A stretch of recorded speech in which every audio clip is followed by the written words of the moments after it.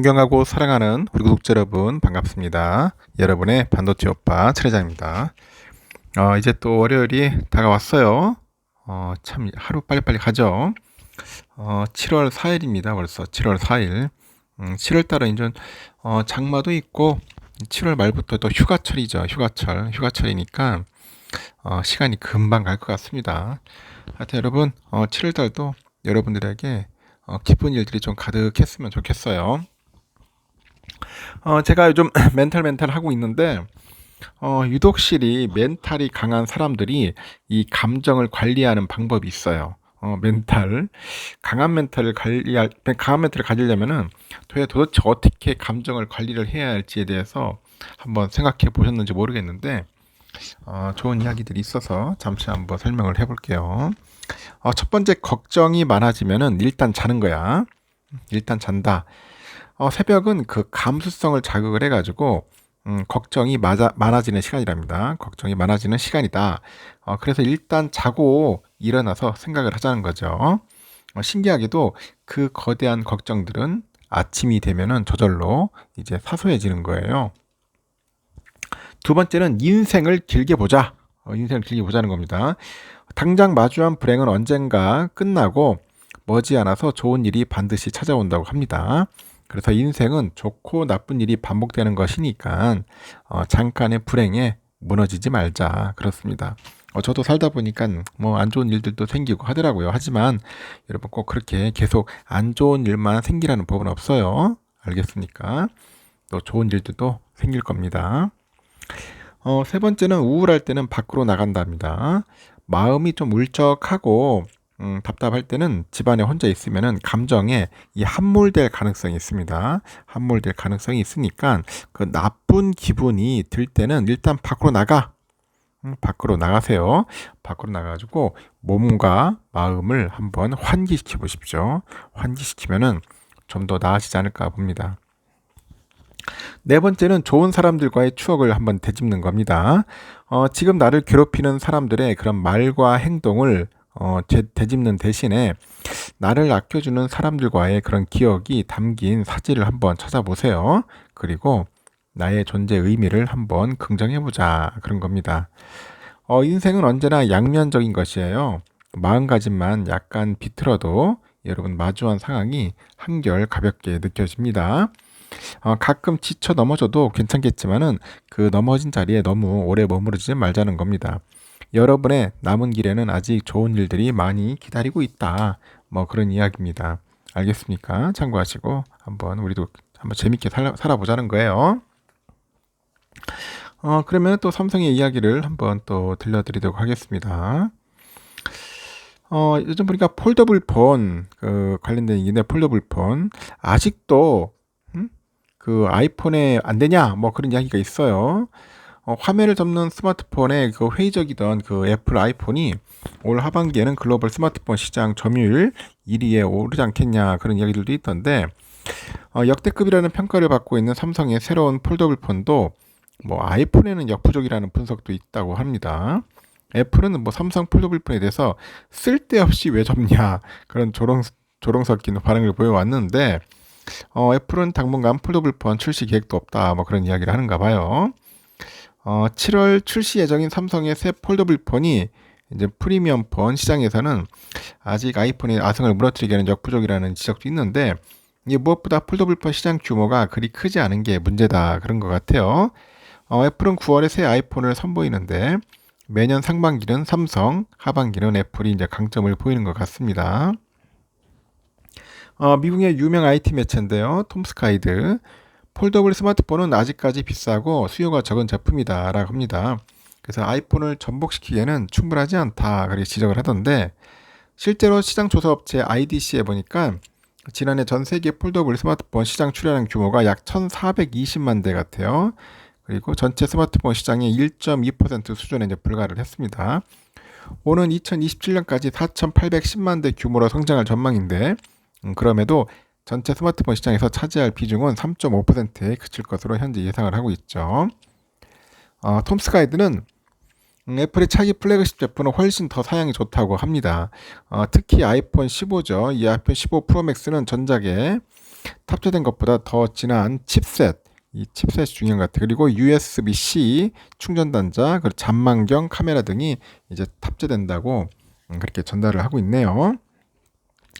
그래서 가격만 놓고 봐도 폴더블 폰이 아이폰보다도 비싸다, 그렇게 이제 덧붙이는 것 같습니다. 트렌드포스에 따르니까 삼성은 올해 1분기 글로벌 스마트폰 시장 점유율 1위죠. 1위를 이제 차지를 했고요. 애플은 점유율 21.3%로 2위를 기록을 했고, 하지만 불과 3% 차이라고 하네요. 통상 새로운 아이폰이 출시되는 하반기에는 애플의 점유율이 크게 올라간다고 합니다. 이에 연간 기준 점유율에서는 삼성 갤럭시가 애플 아이폰의 1위 자리를 빼앗길 수 있다는 우려가 커지고 있는데, 삼성이 분기로는 애플의 1위 자리를 빼앗긴 적이 있지만 연간으로는 사상 처음이다라고 하죠. 삼성전자는 이 폴더블 폰에 사활을 걸고 있어요. 사활을 걸고 있기 때문에 전작 대비 2배 이상 가량 판매량을 이제 높여가지고 기필코 1위 자리를 수성한다는 그런 목표를 가지고 있습니다. 그동안 미국 뉴욕이죠. 뉴욕과 이제 샌프란시스코 이 글로벌 주요 도시에서 열어온 신제품 공개 행사도 예년보다 2주 앞당겨가지고 서울 코엑스에서 연다고 하네요. 새 폴더블 폰에 대한 삼성의 자신감도 크고 압도적인 제품 완성도를 기반으로 해서 폴더블 폰 대중화를 본격적으로 열겠다, 그런 각오를 현재 보여주고 있다, 그렇게 보시면 될 것 같습니다. 그리고 미국 정부의 그 반도체 지원법이 있어요. 칩스법이라고 하는데요. 이 시행으로 인해 가지고 이제 북미 이제 생산 투자에 나선 TSMC하고 삼성전자, 인텔 등 글로벌 반도체 기업들이 현지 인력난이라는 복병을 만났습니다. 현지 인력난. 지금 난린 것 같아요. 글로벌 파운드리 1위 대만의 TSMC가 인력난으로 북미 양산 로드맵에 이제 차질이 이제 유력하고 있어요. 그래서 인텔까지 이 파운드리 사업에 뛰어들어 가지고 삼성전자랑 함께 반도체 빅3죠. 이 빅3의 그 인재 쟁탈전이 한층 뭐 격화될 거다, 그런 이야기도 있습니다. 이 반도체 업계에 따르니까 지금 대만 TSMC가 이제 미국 애리노나주죠. 이 공장 건설이 현재 일선 부족으로 어려움을 겪어요. 그래서 대만에서 수백 명의 인력을 파견할 계획이라고 합니다. 지금 사람이 없어요. 지금 보니까. TSMC는 성명을 통해서 현재 애리조나 그 공장의 정교한 시설 내 모든 최첨단 맞춤형 장비를 그 다루는 중요한 단계이기 때문에 숙련된 전문 지식을 갖춘 전문가들이 필요하다면서 이제 파견 이유를 이제 밝힌 거죠. 대만 현지 매체들도 TSMC가 현재 미국 당국과 이 비이민 비자 신청과 관련해서 논의를 진행 중입니다. 이러면 이달 500명 이상의 대만 직원을 현지에 파견을 해가지고 뭐 클린룸 시설이나 파이프라인 설치 등 애리조나주의 그 공장의 공사 속도를 올리기 위해서 총력을 이제 진짜 기울이고 있다, 그런 이야기도 하고 있는 것 같습니다. 미국의 정보기술 전문 업체 톰스 하드웨어가 TSMC 피닉스 공장인 팹 21의 건설은 이미 지연에 직면하고 있다고 하죠. TSMC 애리조나 팹 21 1단계 공사는 지난해 중반에 완료됐고 지난해 12월에는 주요 생산 장비가 공장으로 반입되기 시작했어요. 해당 매체는 일반적으로 팹에 클린룸이 설치되는 데는 한 1년가량 걸린다는 점을 고려했을 때 TSMC의 양산 시기는 당초 회사가 목표로 잡은 24년 초에서 한 24년 말로 연기될 거라고 봅니다. 이렇게 미국의 애리조나주에 400억 달러를 투자해가지고 이 파운드리 공장 2개를 건설하는 TSMC는 애리조나 1기 공장 팹에서 24년부터 4나노미터 반도체 칩을 생산을 해요. 2기 공장 팹에서 26년부터 3나노 반도체 칩을 이제 생산할 예정이라고 하고 있습니다. 그래서 TSMC 이 같은 공장 건설 지연의 주범으로는 미국 현지 반도체 인력의 전반적 부족으로 꼽힙니다. 글로벌 컨설팅 기업이죠. 맥킨지에 따르니까 미국 반도체 업계는 2030년까지 반도체 공정 엔지니어 30만 명하고 숙련된 공정 기술자 9만 명이 부족할 전망이라고 하는데, 이미 미국의 텍사스주 오스틴의 파운드리 공장을 운영 중인 삼성이 그간 쌓아온 현지 운영의 노하우로 인해서 TSMC보다는 사정이 좀 나은 편이라고 해요. 업계 관계자도 현재 상황에서 인력 부족으로 공장 건설이나 양산에 그 지장이 있을 가능성은 극히 낮다고 하죠. 다만 그 한진만 그 삼성전자 그 부사장이 지난달 초인가 같아요. 식스파이브 서밋 2023이 연사로 출연을 했어요. 그 현지 반도체 기술 인력 부족을 문제로 꼽았고 인재 확보에 대한 근심을 현재 내비친 바 있죠. 이렇게 인텔까지 파운드리 대전에 참전을 하다 보니까 미국에서는 삼성전자, TSMC하고 인재 영입 경쟁이 한층 심해질 전망이라고 합니다. 그 인텔은 21년 애리노나주하고 오하이오주에 각각 공장 2개씩을 신설하는 작업에 들어간 상태인데 25년에 가동을 목표로 해가지고 미국 내 몸집 불리게 나섰기 때문이라고 하죠. 인텔이 파운드리 사업 진출을 선언하면서 일반 직원뿐 아니라 이제 2번급 인재를 두고 이 3사 간에 뺏고 뺏기는 그런 영입 경쟁이 한층 더 치열해질 것이라고 그렇게 내다보고 있는 것 같습니다. 참 아주 흥미로운 그런 사실들을 좀 알 수 있겠네요. 그리고 요즘 또 재밌는 이야기들이 있는데 오는 7일이죠. 올해 2, 4분기 성적표 공개를 앞두고 있어요. 삼성하고 그 LG전자의 희비가 또 1, 4분기에 이어서 또다시 엇갈리겠습니다. 다만 반도체 수요 침체랑 그 재고 과잉 여파에 발목을 잡힌 삼성은 3, 4분기부터는 본격적인 감산 효과로 메모리 반도체 가격 반등을 기대하고 있고 또 제도약을 노리고 있어요. LG는 그 수년간 적자에 빠져가지고 미운 오리새끼였던 그 전장 사업의 본궤도 진입으로 인해서 2, 4분기 호실적을 달성할 것으로 전망을 합니다. 그리고 관련학계에 따르니까 삼성과 LG는 오는 7일 날 올해 2, 4분기 나란히 잠정 실적을 발표를 하는 겁니다. 금융정보업체에 따르니까 삼성은 2, 4분기 영업이익은 2,375억이고 지난해 같은 기간과 비교하니까 98.3% 급감한 수치입니다.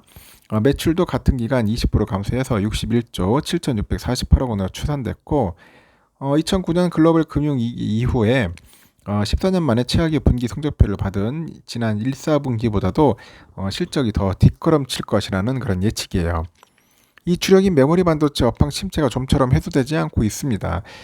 증권가는 2, 4분기 반도체 DS 부분 영업 손실 규모가 3조에서 4조 원대 중반에 달할 것으로 보네요. 1, 4분기 실적을 견인한 갤럭시 S23 출시 효과가 이제 반감이 되면서 이 모바일 영업 사업부 실적도 다소 부진할 것으로 전망이 되는 거죠. 긍정적인 요인은 3, 4분기부터 본격적으로 반영될 대규모 메모리 감산 효과가 있어요. 고객사들이 이제 공격적으로 재고 소진에 나서고 있는데 이 감산에 의해서 디램하고 낸드 플래시하고 가격 반등을 기대할 수 있기 때문이겠죠. 아울러서 인공지능 시장 성장세로 AI 서버 구축에 필요한 DDR5하고 HBM3 등 고용량 그 메모리 수요 증가도 호재로 꼽히고 있습니다. 이렇게 LG전자는 실적 호조세가 지속될 것으로 예측을 하는데 FN가이드가 추산한 LG의 그 2, 4분기 영업이익 컨센이 9,599억 정도 되는 것 같아요. 전년 동기 대비 21.2% 정도 증가할 것으로 보고 있고 매출은 같은 기간 1.7% 상승해서 19조 7,886억으로 추정되고요. 올해 1, 4분기에 이어서 2, 4분기도 LG전자 영업이익이 삼성을 뛰어넘었을 것으로 현재 전망을 하고 있습니다. 수년간 대규모 투자 끝에 이제 본궤도에 오른 전장 사업의 높은 실적 기여도 그리고 더불어서 프리미엄 가전 판매 전략이 성과를 내고 있다. 그런 이야기도 하고 있는 것 같습니다. LG전자도 잘 하고 있는 것 같습니다. 나름대로 분발하고 있는 것 같고요. 이 범 LG가인 LX그룹이죠. 이 LX그룹의 소속의 또 팹리비스 LX 세미콘이라고 있어요. 이 LX 세미콘이 차세대 그 디스플레이 구동칩이죠. DDI 생산을 삼성전자 파운드리 사업부에 맡기는 방안을 현재 추진 중이다. 그런 이야기를 하네요. 올해 초에 LX 세미콘이 삼성 디스플레이랑 차세대 DDI를 공동 개발하기로 한 데 이어서 생산과 관련해서 삼성과 협업하는 방안을 이제 모색을 하고 있다. 그럽니다. 이 산업계에서도 반도체를 매개로 해가지고 삼성과 LX 간의 협업이 국내 반도체 생태계에 이제 강화를 하겠죠. 공급망 다변화 등 그 다양한 측면에서 긍정적인 효과를 낼 것이다. 그렇게 전망을 하고 있는 것 같습니다. 일단 산업계에 따르면 LX 세미콘은 차세대 칩 개발과 양산과 관련된 파운드리 파트너로 삼성전자를 낙점한 것으로 알려져 있어요. LX 세미콘은 한국을 대표하는 팹리스 중 한 곳인데 이 주력 제품은 스마트폰, TV 디스플레이 이거의 화소를 제어하는 반도체 DDI입니다. DDI고 이 LG 디스플레이하고 중국 BOE, CSOT 등의 주로 납품을 합니다. 최근에 DDI 중에 단가가 그 높은 유기발광 다이오드 있어요. OLED 그 패널용 그 제품 비중을 늘리는 동시에 디스플레이용 전력 반도체랑 이 차량용 MCU 등으로 해서 사업을 확장하고 있는 거죠. 이 LX 세미콘은 칩을 개발만 할 뿐 생산은 이 파운드리 업체에 맡기는 것 같습니다. 연 1조 원 이상을 쓰는 파운드리 업계의 큰 손이에요. 보면 지금까지 고급 제품 생산은 대만의 TSMC나 중저가 제품은 하이닉스 시스템 IC의 외주를 이제 줬는데 그동안 삼성전자 파운드리 사업부와는 거래가 없었어요. 그래서 21년 5월 LX 계열 분리 전까지 LG 그룹 소속이었던 영향으로 이제 분석이 되죠. 이제는 LX 세미콘이 이제 삼성과의 협업을 이제 시작한 거는 올 초부터입니다.